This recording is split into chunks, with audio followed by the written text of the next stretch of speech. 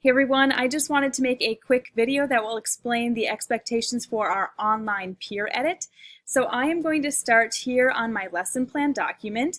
If you haven't been using this document, I would strongly suggest you do so because it is a great resource in terms of laying everything out in terms of when everything is due, what you should do on each day. And so again, if you aren't using this lesson plan document, please consider using it. And then another thing that it's good for is I also have the folders on Schoology aligned with this lesson plan. So for instance, if you're looking for something that takes place on Tuesday, you're most likely going to find it in the Tuesday folder on Schoology. So the first thing that I want to start with is I just want to open up this Conducting Online Peer Edit document.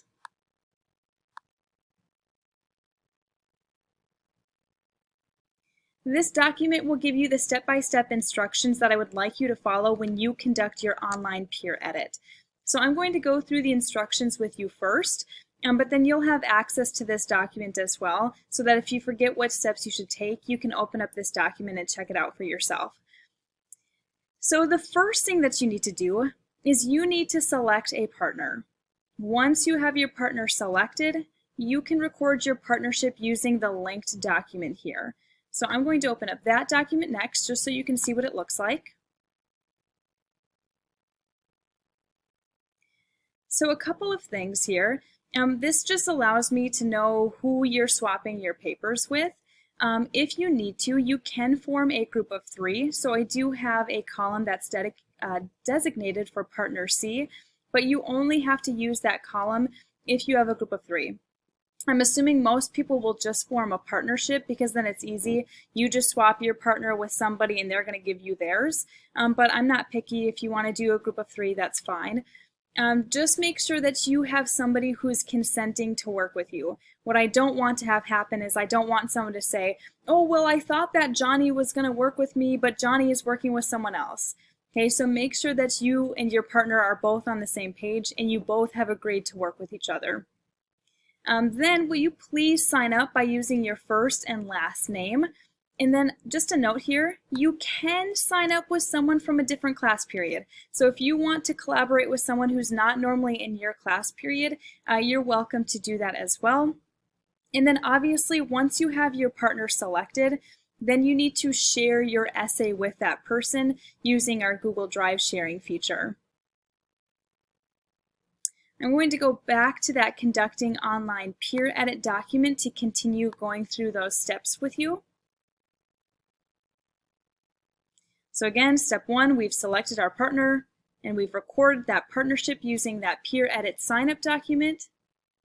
Then step 2, like I've already said, you need to share your Romeo and Juliet, the trials essay with your partner, and then just make sure that your partner has the right to edit or comment on your essay.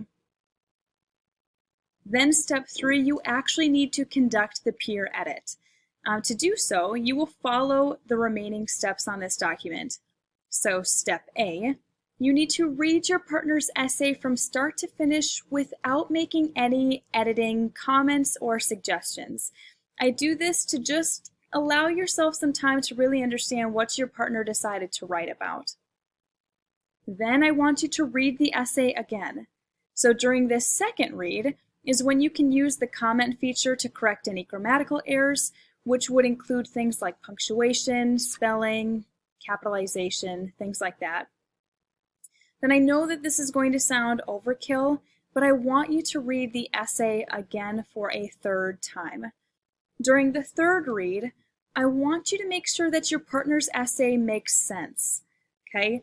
It should also follow the correct format. So your partner should include an attention getter, a thesis statement, transitions, main ideas 1, 2, and 3 with evidence that supports main idea 1, 2, and 3, a concluding transition, the restatement of thesis, and closing thoughts. I would also like you to check your partner's MLA format. This is something that seems so basic, but so many people will miss this. So when you check your partner's MLA format, will you make sure that your partner has used Times New Roman font, 12-point font, They should have their header in the upper left-hand corner, and their header will include their name, the teacher's name, the class name, and the date. And then in the upper right-hand corner, they should have their last name with the page number. We should also see a title, and there should be 1-inch margins on all sides of the document. Now, I know that sometimes looking at MLA format can be a little bit intimidating, especially if we're not entirely sure what goes in MLA format ourselves. And so for step C and step D, I've given you that example that you can look back at. So if you need to, click here for the example. I'm just going to open that up just very quickly for you, just so you can have a reminder of what that looks like. So again, this is just the example essay that I wrote. Obviously, when you look at your partner's essay, you won't have a key, nor will you have this note box. And then most likely the essay should not be color-coded. Again, I did those things just to help you out. So just talking really quickly about that header. So again, the header should go up in the upper left-hand corner, should have the student's name, teacher's name, class name, and the date. Then I have a title that's centered, not bolded, not bigger font. It should be the same font size.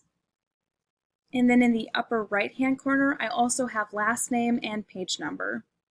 So again, your partner's essay should look something like this. If it doesn't, like if the title is way bigger and it's bolded, you should make comments using the comment feature on Google Docs.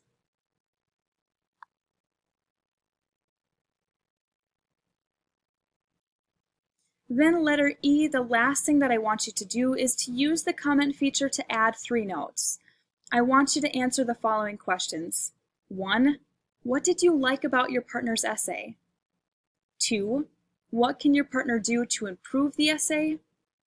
And 3, what other comments can you make about this essay? Once you have finished editing your partner's paper, make sure you email your partner to say, hey, I finished editing your document. You can feel free to look at my suggestions and comments. Then, when you get your essay back, I want you to look at the comments that your partner made on your essay. Then you should make revisions and corrections as necessary. Your partner probably has caught some errors that you've made. Make sure that you correct those errors before you submit your assignments to me. And then lastly, when you are confident that you've perfected your essay, submit your essay to the Romeo and Juliet, the Trials essay assignment box on Schoology. Please do not share your essay with my email. I'm getting way too many emails right now, and I don't want to run the risk of losing your essay. So again, put your assignment on the Dropbox on Schoology. Just a few last notes for you. So I would like you to make sure that you sign up for your partners on that first document that I shared with you. And you need to have your partner selected by Wednesday, April 15th at 11:59 p.m. So please make sure that you reach out to someone to plan working together for this peer edit online. Also, your rough draft should be due pretty soon. So if you haven't finished that rough draft, you need to do so before you share it with your partner. Your peer edit must be done by Monday, April 20th at 11:59 p.m. because that way your partner has enough time to make those final revisions before the final draft is due on Wednesday, April 22nd at 11:59 p.m. If you have questions about anything that I've talked to you about in this video, please feel free to reach out to me and I'll answer those questions as soon as I can. Bye, everybody!